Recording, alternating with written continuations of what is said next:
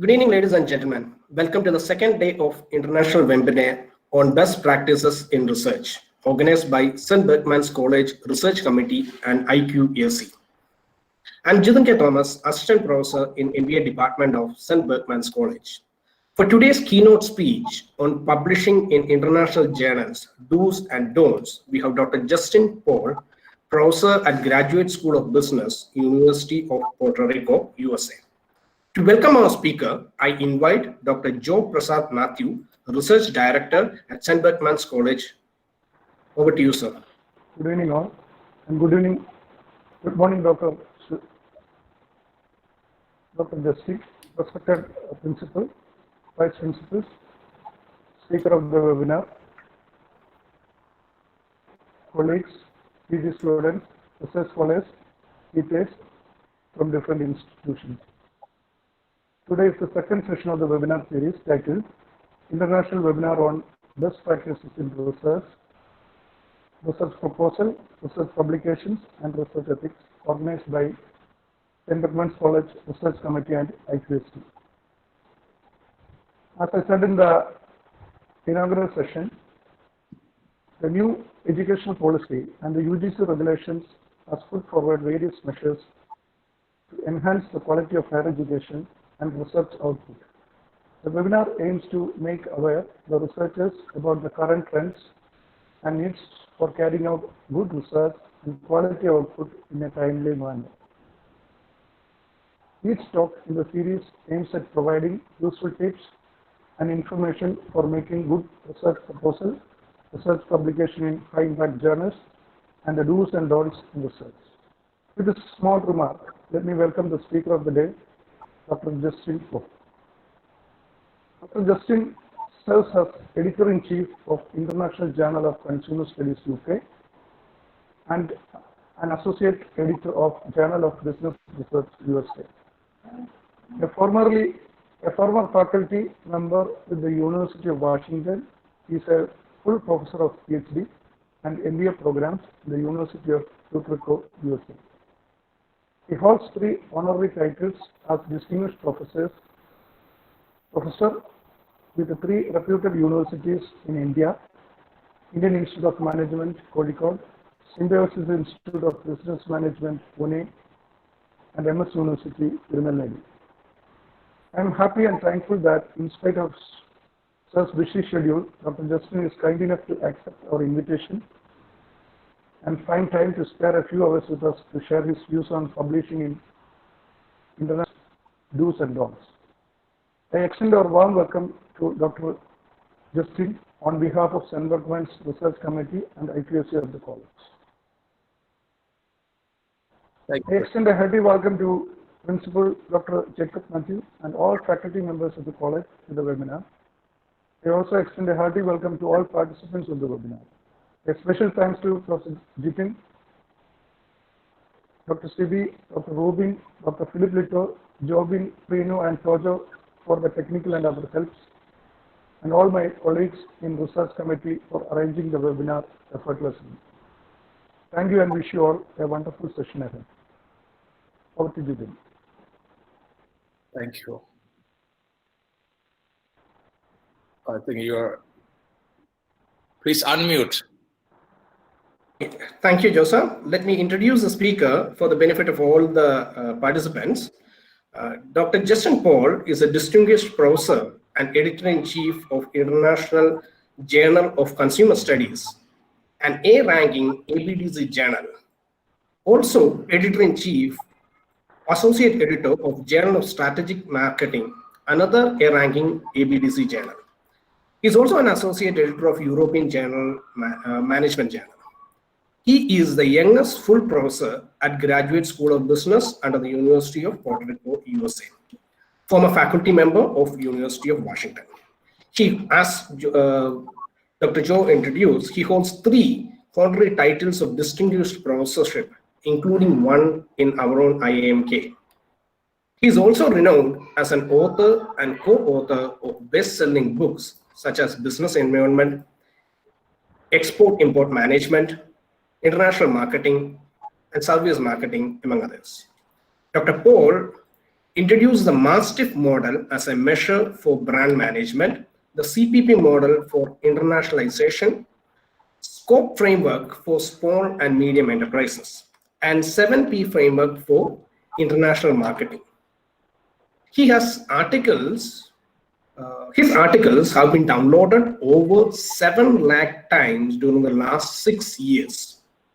He has published over 75 papers in journals, in SSCI journals, and over 100 papers in Scopus journals. He has also published 3 best-selling cases with Ivy and Harvard Business Schools. He has visited more than 30 countries for academic work. Without any delay, let's hear from him. Over to you, Dr. Paul. Thank you, Dr. Jitin. Can you hear me? Yes, sir, we can hear you. Okay, everything is fine. So thank you for inviting me for this session. I would try to share some of my experiences as an author and editor, and I will also try to give you some specific do's and don'ts when it comes to publishing in international journals. I would prefer, in case if we can have interaction and questions and answers, so that I can answer your specific questions, and we can do that twice. After 20 minutes, we can have 10-15-minute question session, and then towards the end of the session also, I would be happy to answer your questions. Yeah, so we can have an interaction that way, so that webinar will be more effective. I would prefer to start with my first set of PowerPoint in general, and then towards the second half of my session, I would specifically list out certain do's and don'ts. Let me open my PowerPoint.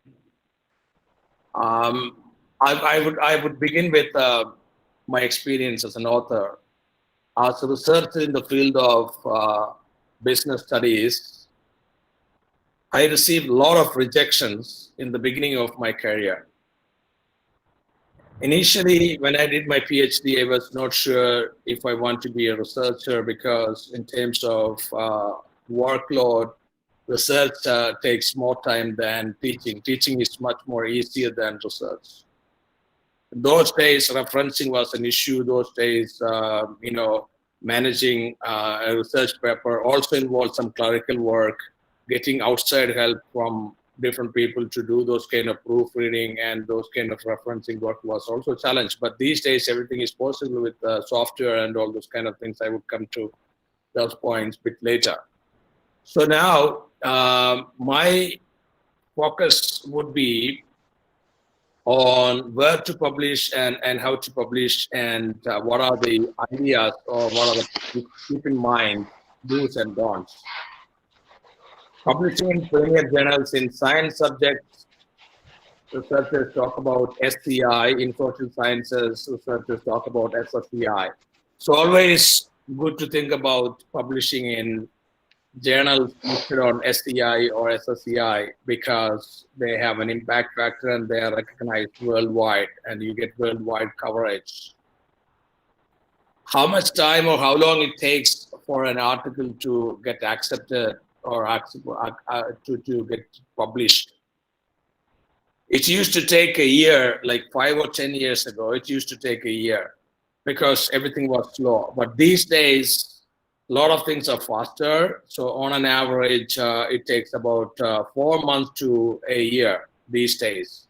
So sometimes if you're lucky, your paper get accepted in 3 to 4 months. But if your paper, in case, this is the case in business, economics, and commerce subjects. In natural sciences, it can be different. So on an average, it still takes 4 months to 8 months time these days. And desk rejection, there is something called desk rejection. You might have experienced rejection by editor before sending it to peer reviewers. In natural science, desk rejection percentage is relatively less. But in social sciences, desk rejection percentage is relatively high. Many journals desk reject approximately 50 to 60 or 70% of the submissions in social sciences.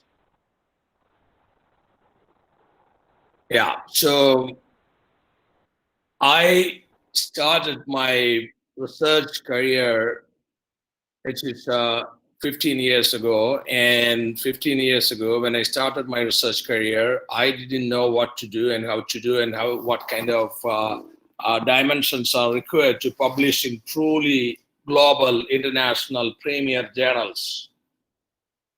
I was confused, and because sometimes, so if you have an opportunity to do a PhD with a very well accomplished supervisor, those who have really good track record of research, half of your future is taken care of. But if your supervisor is not having that much track record, sometimes you are not guided properly. This happens with many people. If you're not guided properly by a PhD supervisor, sometimes you don't end up publishing not even 1 or 2 papers in international journals.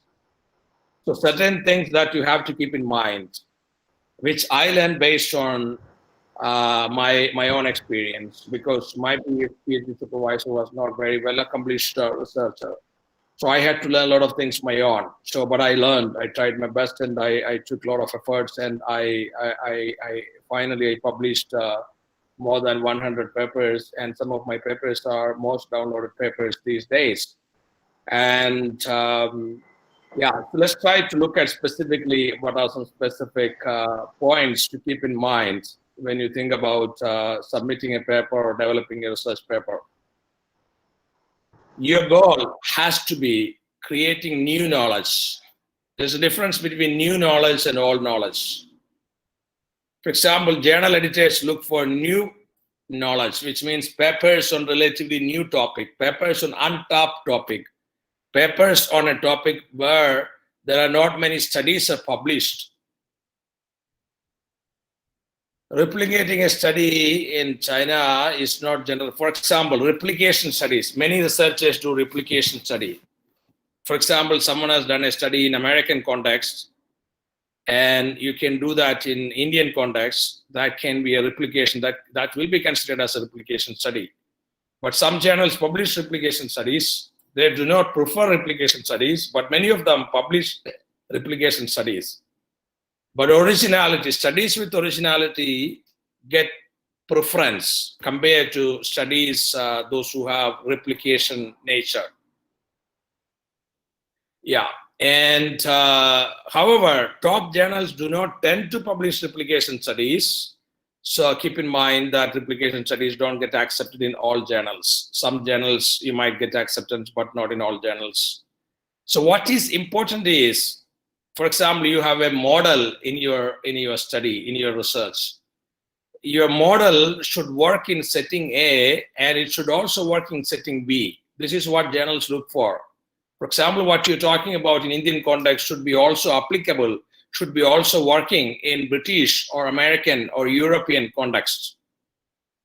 For example, you can try to prove a theory wrong.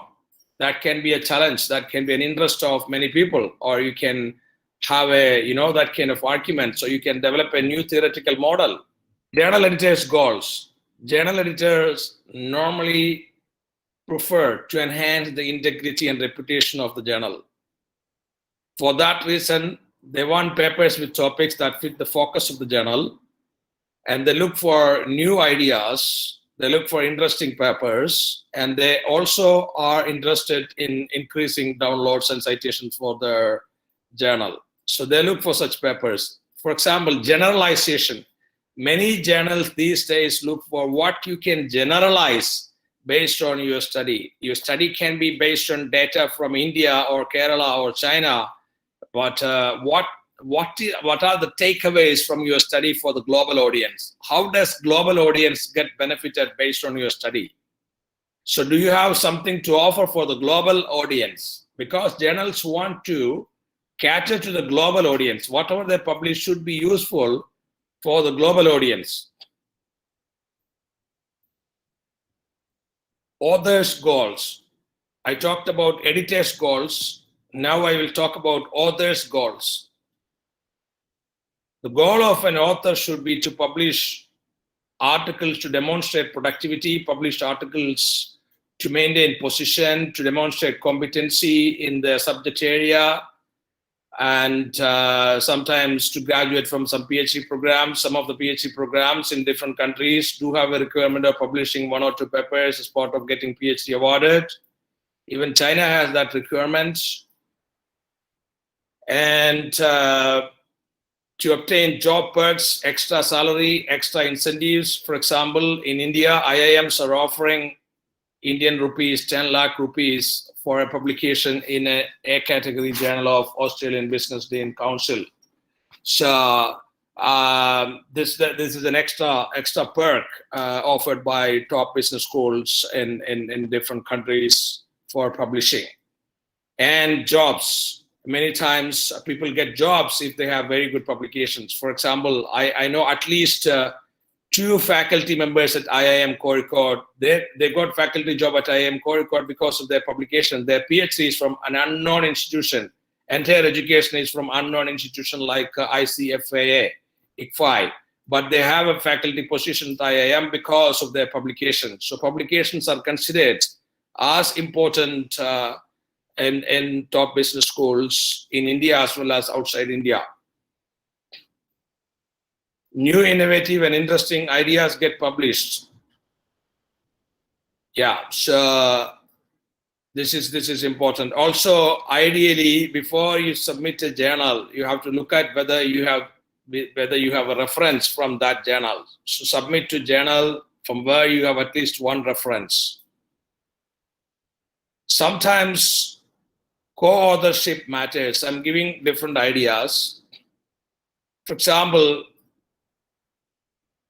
if you have a co-author who is very well known, who is very well reputed, sometimes that helps you. This is how this happens in almost all fields. For example, you have a Nobel Prize winner, or you have someone who is likely to get a Nobel Prize, someone who is very well renowned in your subject area, and in case if he is a co-author, there's a chance that your paper might get eventually accepted, but they have to go for peer review and all those processes. For the same time, eventually you have a good chance to get acceptance if you have a very well-known co-author, or if you have a co-author working with some top schools like Harvard, Stanford. So in the current situation also, you have a very good chance. Yeah, so when you submit a paper, there is a letter, what is called as covering letter or cover letter to the editor, introducing your article. So this is very important many times because you can highlight. Many times editors don't have time to read the entire article because they get hundreds of manuscripts daily basis or monthly basis, but they can definitely read this cover letter. So what is original? Uniqueness and newness and novelty of your paper can be highlighted in your cover letter to the editor. Sometimes you can impress editor based on this cover letter. Yeah. So that way, editor can go through this and editor can assess the potential of your paper based on your cover letter. Clear, you have to mention the scope and contribution of your paper very clearly and precisely in your cover letter. This cover letter also works as your, actually you are trying to sell your article to the editor. To some extent, it is required. In colloquial words, you can say that you are actually trying to sell to the editor, because editor is a buyer in this case, and you are a seller in this case. Author is a seller in this case. You have to assume that you are doing that job, and editor has to buy your paper. And you can also review the aim and objectives of the learner, emphasize this in the letter. Convince the editor that you thought about his or her journal and the linkage to your manuscript. Appropriate keywords for Scholar One.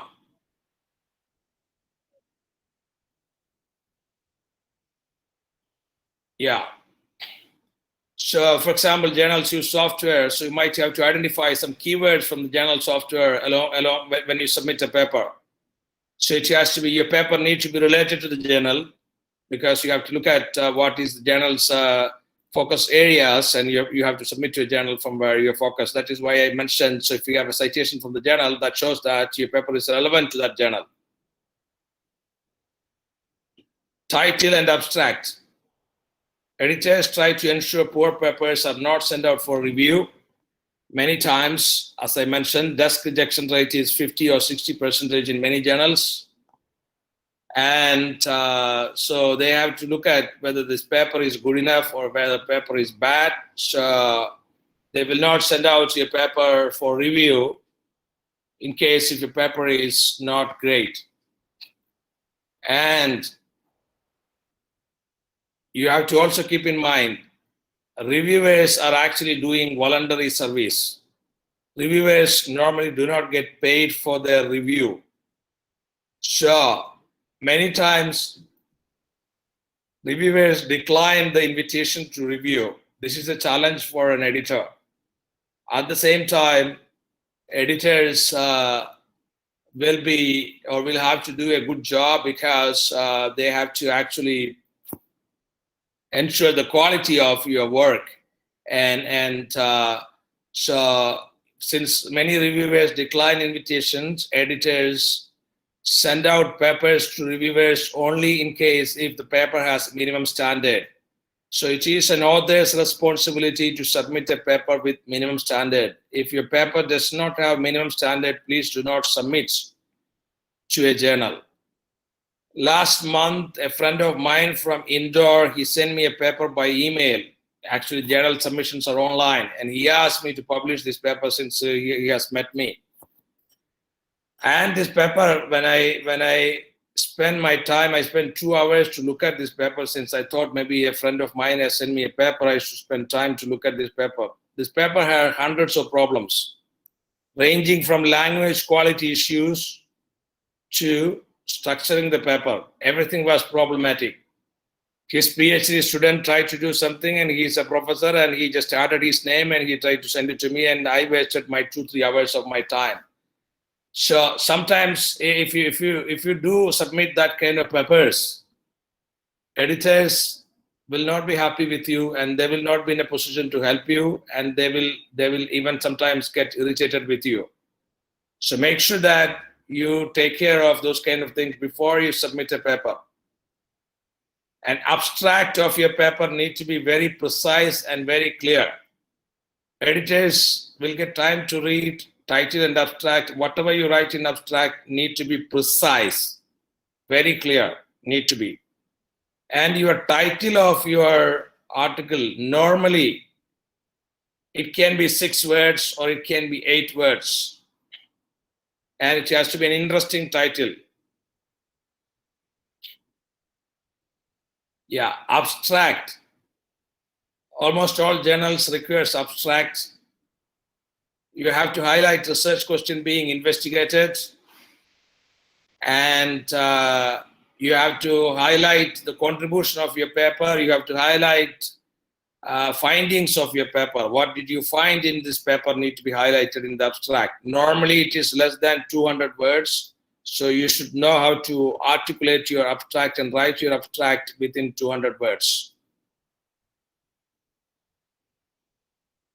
Yeah, so this is a picture how many reviewers think. Many reviewers, when they get an invitation to review a paper, they think this way. Some of my good and close friends have thought about this way when I sent reviewer invitation to them. This is because people just want to do paid job. They don't want to do free job or voluntary job.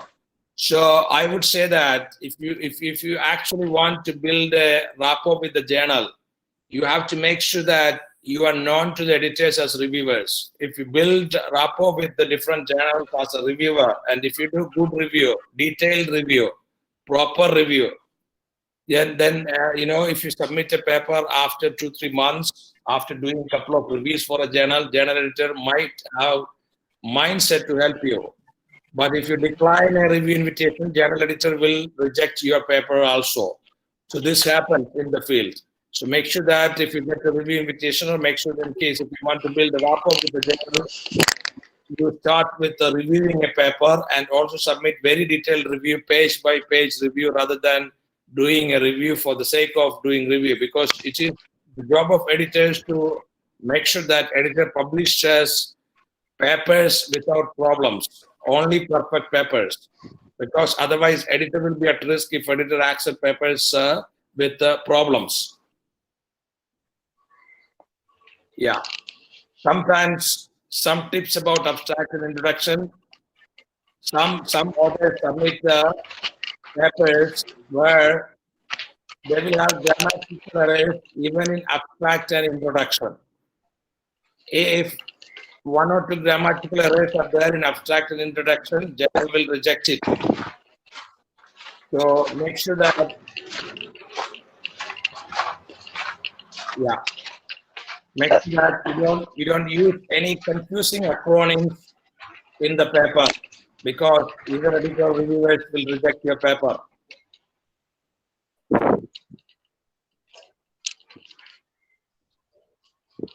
Importance of writing and writing quality. It's very important. And some journals do have guidelines, some journals do not have guidelines. These days, most journals have implemented free format policy, because Elsevier implemented this as a pioneering publishing company, and other publishers are also for free format submission. So these days, you don't have to spend all your time for formatting paper, because most of them consider free format only in case if your paper is going to be accepted, only if you get revision. So they care formatting these days. Otherwise, 90% of the journals in business subjects do not have strict formatting requirements. I mean, in terms of reference format, you can submit references in APA or MLA or Harvard format. They consider, they don't reject for that reason. That means you can save some time. So I used to think, like when I was in my early stages of my career, I used to think that this was taking all my time. For example, I was a full-time faculty with IIM, and when I was a full-time faculty with IIM, I did not prefer to spend my time for formatting different articles. So that was because that was a time-consuming job. And these days, since journals have made it free format policy, so it's a good thing that authors can spend more time for academic work rather than doing this referencing work. And ensure that your paper is proofread or professionally copy edited before you submit. You can give your paper to someone who can write English without mistakes. It could be someone from your own college, or it could be your own student, or it could be someone who does this on freelance basis. There are websites like Upwork.com offering, a lot of freelancers to do this kind of proofreading, and you can negotiate with different proofreaders and get competitive price. Publishing companies also offer proofreading services, but it can be expensive. So make sure that you get it proofread and professionally copy edited before you submit a paper. Otherwise your paper might get rejected for that reason. Reviewers' decision. Reviewers, sometimes your paper will go to an experienced reviewer, sometimes your paper will go to an inexperienced reviewers. And you have to also try to ensure that you sell your study to the reviewer. It's important. And establish importance of your article in the introduction itself. Your introduction is very critical. And you have to identify research gaps and say that no one has done this study, and this is a pioneering study, and this is the first attempt to do this. You have to present it that way. This is important. And you should have updated theories, or you should not have outdated theories, but you should have updated, relatively new theories, and you should present it as a new study. It's important. Also, in the introduction, in the last paragraph in the introduction, provides the reader a roadmap of how your paper is going to flow. This is important. Last sentence in the last paragraph in the introduction, a roadmap of your paper with different structures, different sections, structure of your different sections. It's important. And literature review. Your literature review is important. Cite relatively new papers, cite recent papers in literature review. Many people cite outdated papers. You have to cite new papers, like papers published during last 5 years, specifically last 3 years, it should be cited in your paper. Then only reviewers will be happy to accept your papers. Otherwise, if reviewers see all your citations are very, very old, they will not consider your paper. You need to cite last 2-3 years of papers. Then that clearly conveys the message that you have studied or you are aware of recent developments in your field. It's important. Literature review should be primarily based on last 5 years papers. And you can also try to create theory or verify theory or extend theory, because many journals prefer papers with theoretical flavor. A theory emerges from disparate literature and humanistic inquiry and generalization. Theoretical verifications, Americans tend to favor verifications, and creation and verification result in triangulation. So this can be debatable. So webinar has its own constraint. However, we can discuss in case if we have questions. Contribution. There are empirical papers, there are conceptual papers, there are literature review papers, case study based papers. But however, in all types of papers, if you can bring theoretical flavor, you have a better possibility.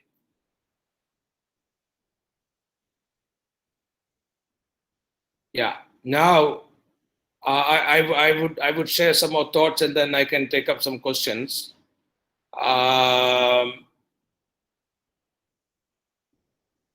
Yeah. So I do have another set of PowerPoint slide to focus specifically on 10 do's and some 10 don'ts.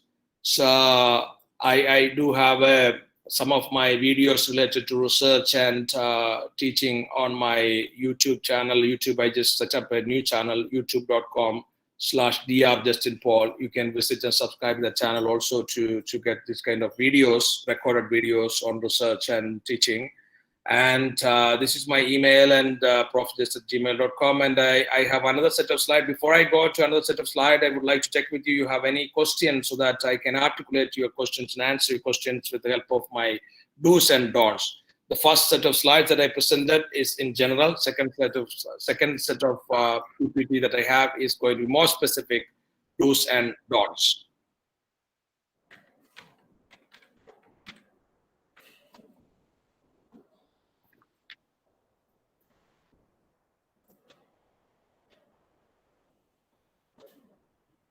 Would you like to have some questions right now or later?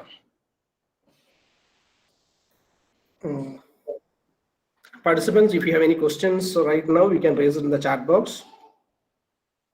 Dr. Paul will answer it right away before going to the next session.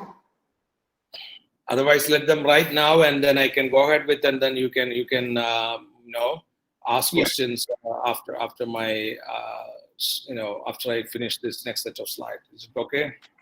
It's okay. Yeah. Yeah. Can you see the slide now?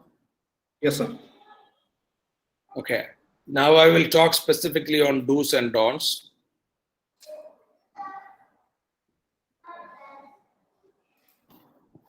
Yeah, some specific do's.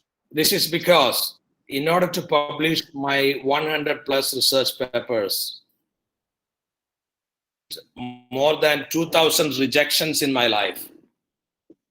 Number of rejections in my life when I was in my early 30s, and what I get these days. So I have learned a lot of things based on rejection, based on reading comments from different editors and reviewers. And I have succeeded in research, and finally, even though I got a lot of rejections, finally I managed to publish my papers, and I am very delighted, or I'm very proud that my articles turned out to be, most downloaded papers. And these days, the total number of my downloads, in terms of those downloads, I'm one of the most downloaded authors in the world in subject business and economics, if you put it together, because my articles got a lot of thousands of downloads. So based on my experience, what kind of papers get downloads, what kind of papers get accepted, and what kind of papers get rejected. I have developed these do's and don'ts. I also work as chief editor of International Journal of Consumer Studies. We get 100 plus papers submissions every month.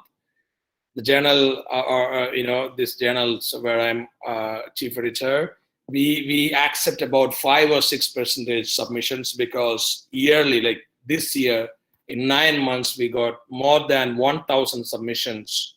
So this year we are likely to get 1,400 submissions, and the maximum papers that we accept is 80 in a year. So 80 out of 1,400 submissions. That means it is going to be 5 or 6% average acceptance rate. This is the same case, like Journal of Business Research has acceptance rate of 5.5 or 6%. So most of the business journals, top journals or premier journals, have the same type of acceptance rates. So on an average, you have to keep submitting to different journals to get a paper accepted, because the paper improves its quality that way. So some do's and don'ts, what I have today is, do number 1, follow generalized approach. Your paper should have generalized content.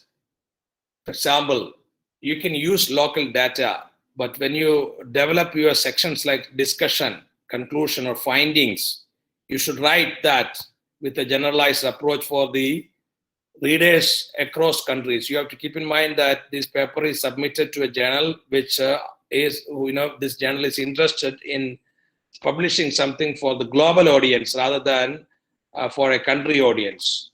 So you have to write with a generalized approach. For example, you can also begin your paper with the topic of your paper rather than talking about your country. Never begin a paper with your country context in your introduction section if you want to submit to an international journal.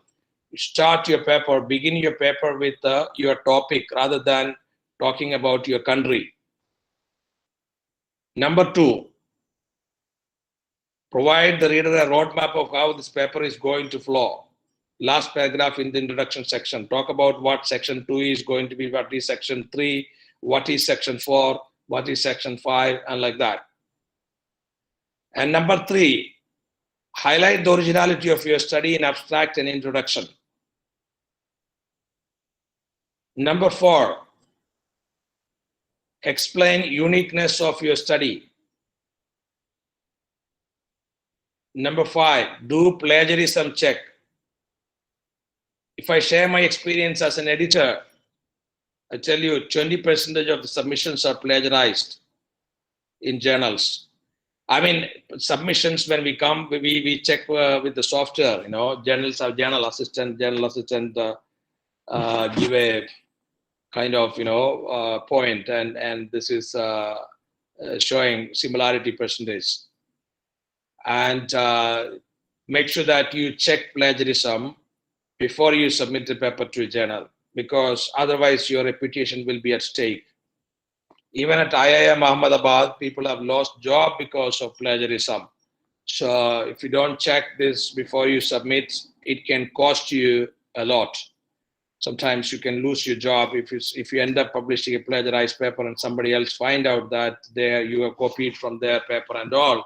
So that can be an offense.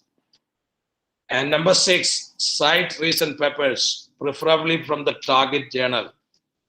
This helps. This helps to show that your paper is relevant to that journal. Number 7, do robustness checks such as multicollinearity in time series studies and common method bias in cross-section studies. If you have only single survey, do common method bias test these days. It was not very important 10 or 20 years ago in cross-section 1 survey-based studies, but it is considered as important these days. Number 8, get it English edited and proofread by someone else, because sometimes you are confident of your English standard. However, there could be some manual errors, mistakes. Mistakes are manual, mistakes are human. So if someone else read your paper, they can definitely find mistakes. One of my papers got published today. In that, There is one mistake which I didn't notice until it got published. There is one mistake, like one verb, plural, singular verb difference. We have 3 co-authors, none of us noticed, but still that error is there. We had to fix it later. So, number 9, derive hypotheses in an empirical paper. Hypotheses are very important in an empirical paper. If you have an empirical paper, derive hypotheses. If you have a qualitative paper, derive research questions. If you have a conceptual paper, derive theoretical and testable propositions. These are important. Yeah, I repeat, hypotheses in empirical paper, research questions in a qualitative paper, theoretical or testable proposition in a conceptual paper. Number 10, focus on findings of prior studies. This is important. You can even include a table. For example, findings of prior studies, when you do literature review, it has to be ideally part of your literature review. You can include a table with the findings of prior studies. For example, you find similar findings, you can pool them together and present it in the form of a table. And you can also corroborate or contrast your findings with the findings of prior researchers in your area. You can give this either in the literature review section or in the discussion section. Number 11, if you get revision from any journal, implement all the possible comments. Sometimes it could be challenging, sometimes it could be easy, but you have to try to implement all possible comments if you get revision, because your paper will go back to the same reviewers and they will get motivated to accept your paper if they see that you have implemented revision. If they see that you have not implemented revision, they can reject your paper even after revision. Number 12, select a topic with newness and novelty and avoid recycled topics.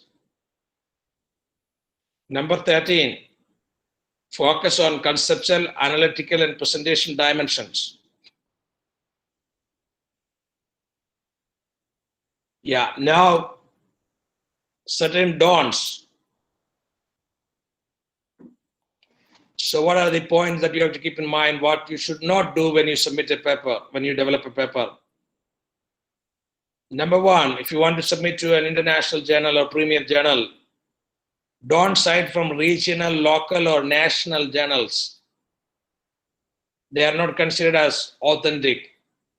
Number 2, avoid citations from websites if possible. 1 or 2 websites are okay, but not more than 1 or 2 websites. Websites are not considered as reliable or authentic. Number 3, don't include country or state name in title because you need generalized title. Focus on your subject in your title rather than country or state. Number 4, no need to spend a lot of time for changing format if journaler rejects your paper. Yeah, so no need to spend all your time to change format if journaler rejects your paper. 80% of journal editors do not care format, as most of them have implemented free format policy. Number 5, don't submit to slow journals. Number 6, don't defend yourself if you get a revision. Yeah, if you get a revision, don't try to defend yourself. And number 5 is slow journals. You have to identify slow journals. For example, we conducted a rating or speed rating of journals last year. I have the data in case if you want, you can send me an email, I can send it to you. Or you can also find it on my ResearchGate account. And ResearchGate is popular these days. And slow journals, some publishing companies are very slow after acceptance. You should be aware of them. For example, InterScience is a very slow publishing company. If your paper is accepted in any InterScience journal, they take about a year to publish online. So your paper will be online only after a year from the date of acceptance in any of the InterScience journals. So better don't submit to InterScience journals. On the other hand, Elsevier and Wiley takes only 1 week or 2 weeks to publish a paper after acceptance. Springer takes about 2 or 3 weeks. Taylor and Francis also publish a paper in 1 or 2 weeks' time. Emerald takes about 1 or 2 months' time. So you have to be aware of these companies and how fast they are or how slow they are. And number 7, I would recommend don't use recycled theories like theory of plant behavior. Everybody has used. Better don't try to use it again and again because it has been used more than 20,000 times or 30,000 times. Yeah, so now I'll be happy to answer your questions. There are a number of questions in the chat box. I'll read out for you, Dr. Paul. The first one was for Shamsha. Is it good to publish paper in a preprint archives before publication? Preprint. So what do you mean? So I don't know what you talk about that thing. You know, I'm not aware of what is a preprint archive. So it's not a common thing. So because these days, if a paper is accepted, as I said, Elsevier, Wiley, Springer, Taylor, and Francis, they are all able to publish a paper within 1 week actually after accepted. So why you need to only, I don't know about some unknown companies may have this kind of things, but very well-known established companies do not have this kind of thing. Maybe he's asking about before completing the paper, some of the people publish it in their institute's website that they are working on this, and this is the thing. So a short form of the paper is already published on the institute website before finalizing. I would say that you can do your abstract. I would not recommend you to publish your paper online because that might, because if you publish the entire paper online, so when if they generate similarity report, it will show that your paper is similar to that one. It's better avoid that, you know. Okay. So another question from Rashmi John: is there any free software available to check plagiarism? I see. Turnitin is a very well-known software for plagiarism. At least 100 plus business schools in India has access to Turnitin, I'm sure. So if you have any friends with any university like Cochin University or IIM and all, if you do not have your software to check plagiarism, you send it to them and it takes only 10-minute job for them to check plagiarism on Turnitin.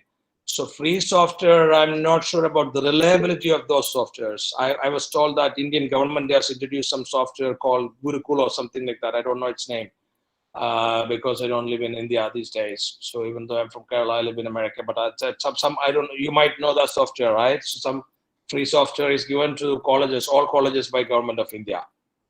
Yeah, it is available at universities and all.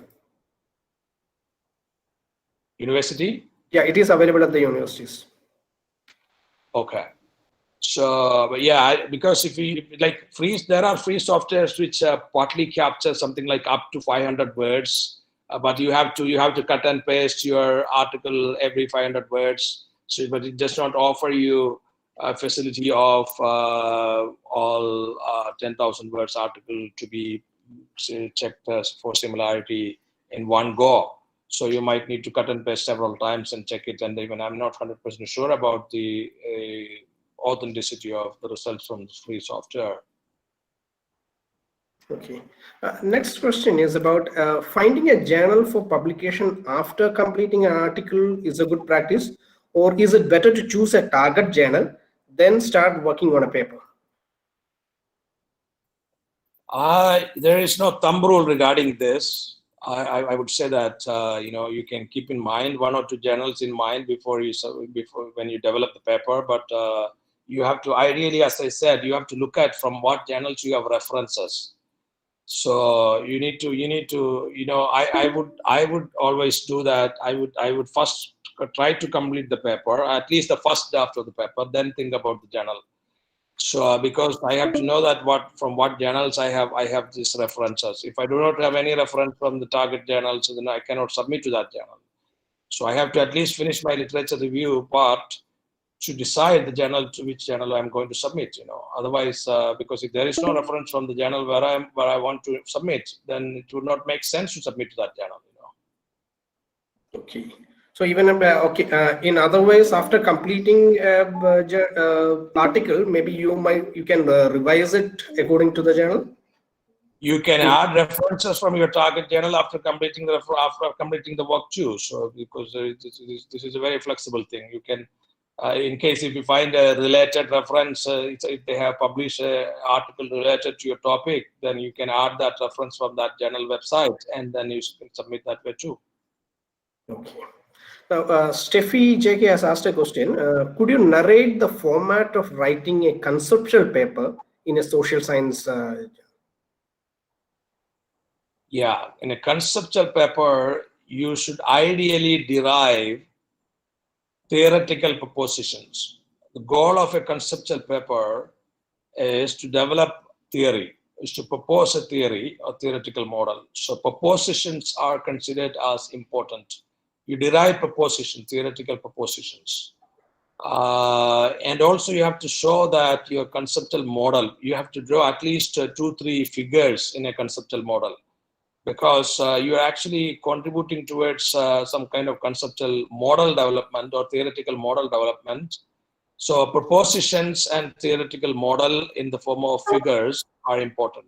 Proposition should be one-line sentence, but it should be, proposition look like a hypothesis, but they are not empirically tested in the hypothesis. Okay. So there's another question from Anil Kurian Manor. He is asking, doesn't it need permission to take data from others to compare in tabular form? I believe you are speaking about presenting the result in tabular form, comparing with other findings. So he is asking, doesn't it require permission? No, because you are reporting their findings in a tabular form, and you are in bracket, you write the author name. You are reporting their study findings with acknowledging their work, their author name. So we can report it, but we just need to cite it, right? Yes, you have to cite it. So there's a question from Donna V. Idukula. How should the discussion part of a journal be? Discussion part of your article? The article. It should be discussion part of the article.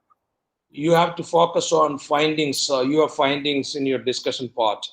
So it can be, discussion part can be classified as, you have to interpret your findings first, and then implications of your findings, implications for theory, implications for managers. So you can classify discussion part under 3 subtitles. First, you write 1 paragraph of your interpretation of your findings, and then classify your discussion section, ideally with some subtitles like implications for theory, implications for managers, or implications for practitioners, implications for managers and practitioners, same. And then 1 more subsection, you can have limitation and direction for future research. So these 3 are ideally supposed to be in the discussion section. Okay. There's a question from Ranjit Thomas. If 2 reviewers take contradictory decisions, how will an editor take a decision? Editor will look at the paper, editor will read the paper, and editors have a lot of power. Editors have a lot of discretionary power. And some papers have 2 reviewers, some papers have 3 reviewers, some papers have 4 reviewers. So, like in my journal, IJCS, we have a new rule. When I took over the journal in March, we had only 2 reviewers mandatory requirement, but now we have increased. We have a requirement of minimum 3 reviewers. So because we have to ensure the quality, because we are getting hundreds of submissions, so we have to ensure quality. That's why we have 3 reviewers requirement. But some papers, some journals have only 2 reviewers. In that case, editor will use editor's discretionary power. Sometimes there are 4 reviewers. 2 reviewers will recommend acceptance, and 2 reviewers will recommend rejection. In that case, editor will use editor's discretion. Okay, in that case, your work will be more difficult. I mean, editors are supposed to read the article before any decision is made. Editors cannot 100% rely upon reviewers because ultimately editors are responsible. All chief editors get paid for their job. Editors actually, I mean, even though it's not very attractive remuneration, editors get remuneration. Editors also have an opportunity to be globally recognized because if you are working as chief editor of a globally recognized A grade or A star grade journal, so your name is very well known all across the countries, all across the world. So that way you have recognition. So you are supposed to read the paper before you acceptance, because if you publish or accept a paper with problems, you are also responsible for that. It is like you know if an IAS officer is let's say recruiting somebody who does not have required qualification, sometimes it happens. If editor is accepting a paper with problems, it is like an IAS officer recruiting somebody who does not have required qualification. So editors have to go by merit, minimum standard, and merit is minimum requirement. There is a related question on that. Malayadi Pacha has asked, why reviewers are not paid honorarium? Because the total quality of the journal lies on the reviews also. Yeah, so this is a very big $1 million question. So publishers need to answer this question. So publishers have to change their policy to pay to the reviewers. But the system is created that way, and I would be happy in case if all publishers come together and decide to pay to the reviewers. Okay, that's your opinion. Okay. Now, Swati Mohan asks, sir, you said that don't cite from national journals.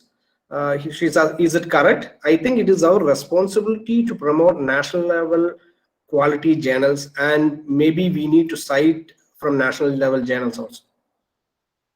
I mean, if your citations are from national, local journals, I mean, if you're submitting to a national journal, you can cite from national journal. So if you're not submitting to national journal, if your citations are from national journal, international journal reviewers and editors would not be convinced about the quality of those journals. If they have never heard about that journal, they would not be happy.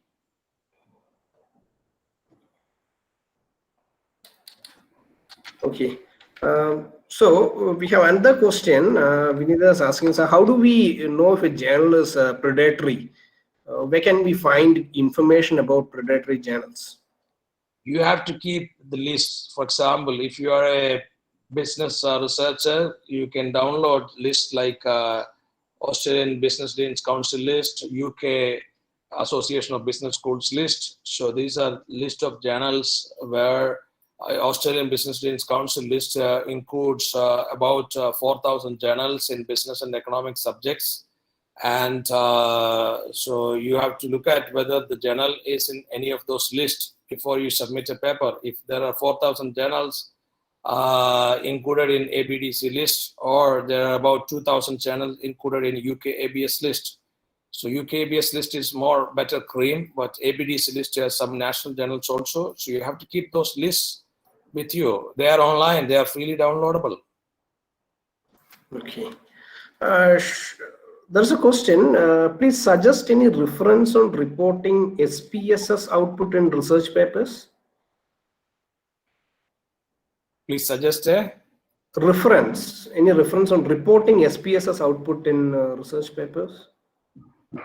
Reference SPSS. There are several books. SPSS manual can also be reported as a reference, and there are many books. At least 25 books are there written by different authors on SPSS manual. So you can cite any of those books, or SPSS manual itself can also be cited when you want to report something. Yeah, so please look at any research paper published in any premier journal where how they have cited, how they have referenced SPSS outputs. So it's not complicated, it's easy to do. Okay. So there's another question. How easy it is to identify whether journal charges for publication? None of the business journals in marketing or human resource management or organizational behavior or strategic management or information technology they have no charges. Only pediatric journals have charges. But in finance field, in finance and financial economics, or some economics journals, they do have submission fee. Then some of these finance journals, they pay honorarium to the reviewers. That is the reason they are charging submission fee. The finance journals, some of them, a majority of them, 90% of the world-class finance journals, they have a submission fee. And when they take submission fee, they tend to, or they pay to the reviewers. This is how they work. But non-finance journals in social sciences subjects, any of the social sciences subject, non-finance, no submission fee. Okay, thank you. There's a question from Nitin John. He's asking, in the do's and don'ts for journal articles, you have suggested to focus on the conceptual and analytic and presentation dimensions. Could you kindly explain this further? Yeah, in any research paper, a research paper will turn out to be a perfect paper if you have all these three dimensions. Conceptual dimension simply means you need to have theoretical flavor. You should apply a theory, or you should develop a theory. Either apply someone else's theory or develop your own theory or propose your own theory. That is what is conceptual dimension. What is the conceptual takeaway from your paper? Analytical dimension. Do you have primary data or secondary data? So data analysis. Analytical dimension is based on data analysis. So you need to have some type of analysis, some type of data, so that and that need to be interpreted in a nice and effective way, in a generalized way, for the maximum audience. So that is that in the form of tables and figures. I would suggest that all papers should have at least one figure. Your theoretical model that you develop in your paper should be also presented in the form of a figure. So those are part of those contribute towards your analytical dimension. And presentation dimension is nothing but how you write your paper, how you structure your paper from abstract to conclusion.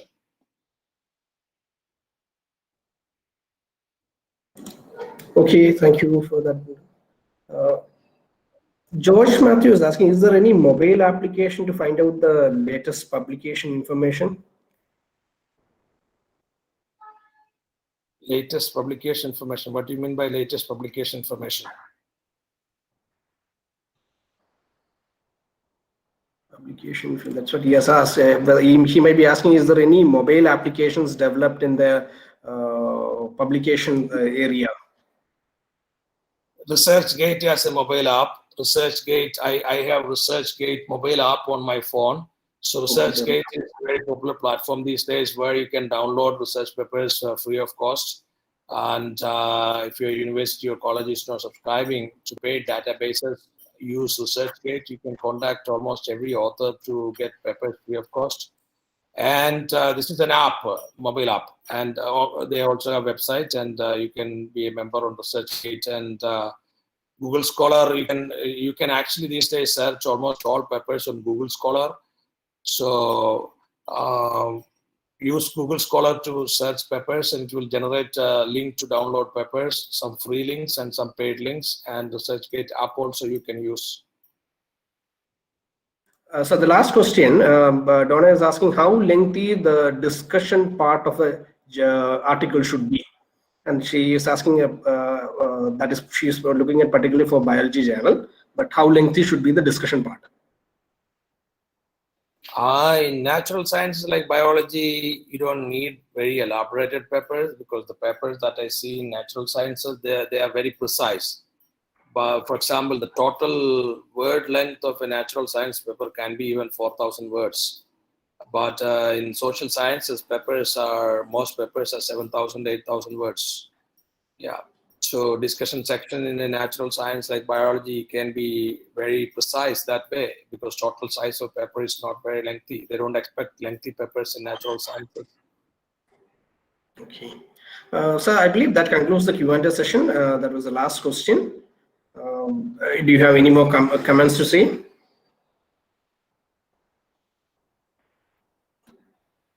Dr. Paul, do you have any more comments for the participants? No, if they have any questions, I can answer. Otherwise, we can wind up. I think that was the last question. There are no more questions which has come up in the last 5 minutes or so. So that was the last question. So to sum up, I will conclude this. I'll conclude it by a vote of thanks. To conclude, it is my privilege to propose a vote of thanks to Dr. Justin Paul. He has been kind enough to accept our invitation to the international webinar on best practices in research. He has taken pain to attend this conference despite the time difference. Right now, I believe it's something around 8:30 there. So he has enlightened us on the various aspects of getting a published in a reputed journal, especially in the social science area. He especially put for light on importance of the covering letter, the abstract, the introduction, and generalizing the findings of the paper. And he has set upon the focus on conceptual, analytical, and presentation dimension. Okay.